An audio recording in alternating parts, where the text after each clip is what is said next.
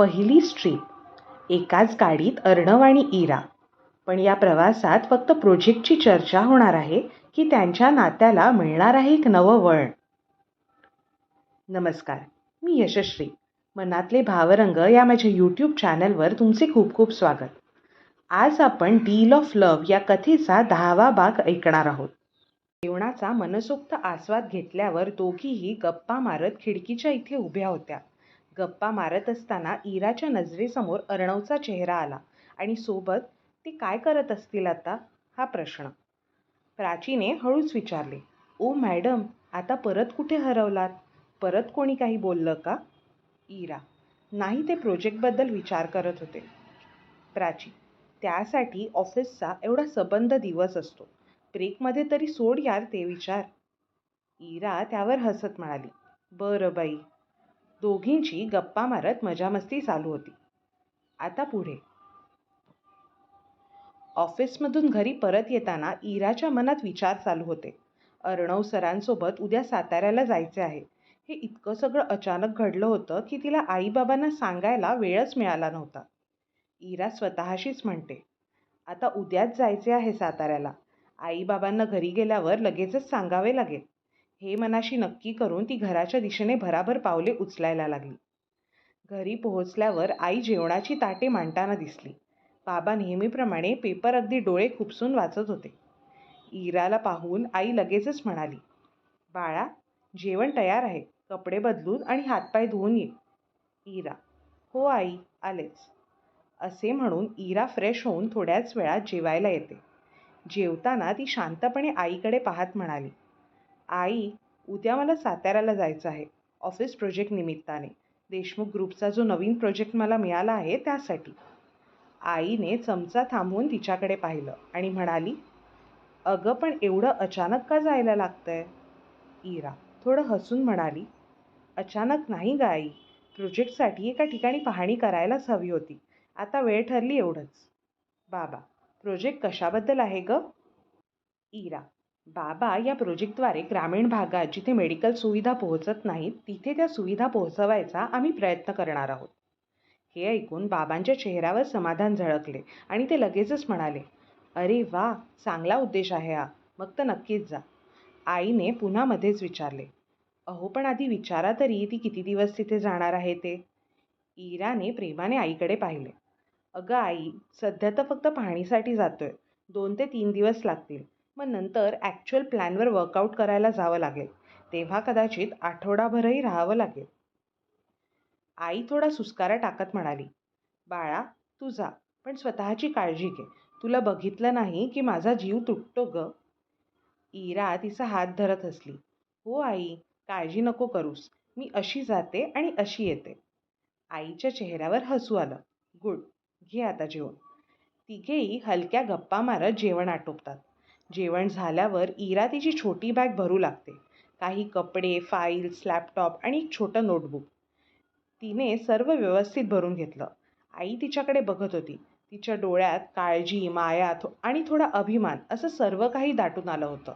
झोपायच्या आधी इरा आईला म्हणाली, आई, मला सकाळी 4:30-5ला उठव. मी अलार्म पण लावते, पण तुला सांगितलं की कसं निश्चिंत वाटतं. आईने तिच्या कपाळावर हलकं चुंबन घेतलं आणि म्हणाली, हो बाळा, उठवेन. आता झोप बरं लवकर. रात्रीची शांतता पसरली, पण इराच्या मनात मात्र उत्सुकतेचा आणि थोड्याशा भीतीचा गोंधळ सुरू होता.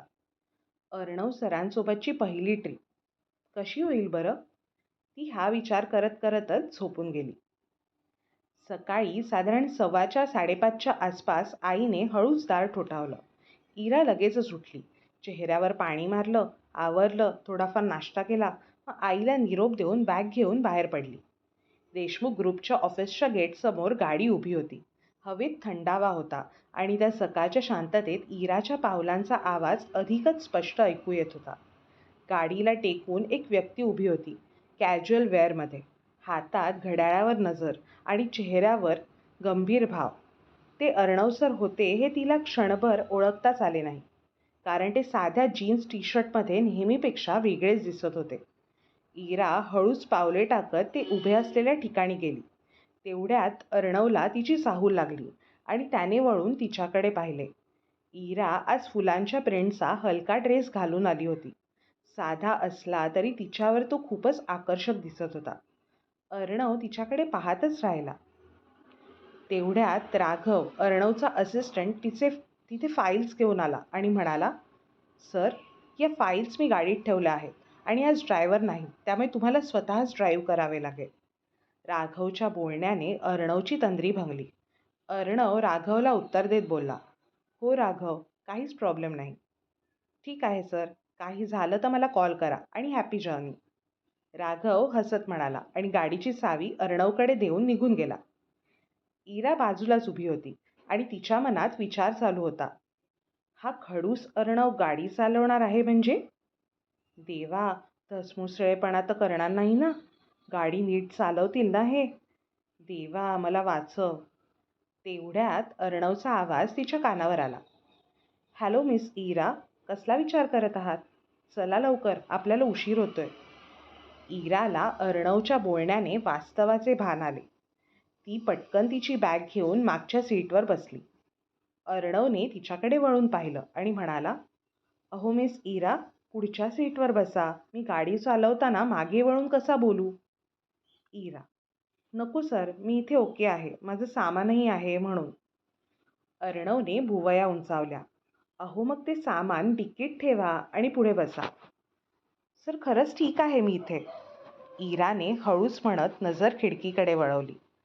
अर्णव गाडीतून उतरला, तिची बॅग घेतली. इराने देखील काही न बोलता ती त्याला दिली.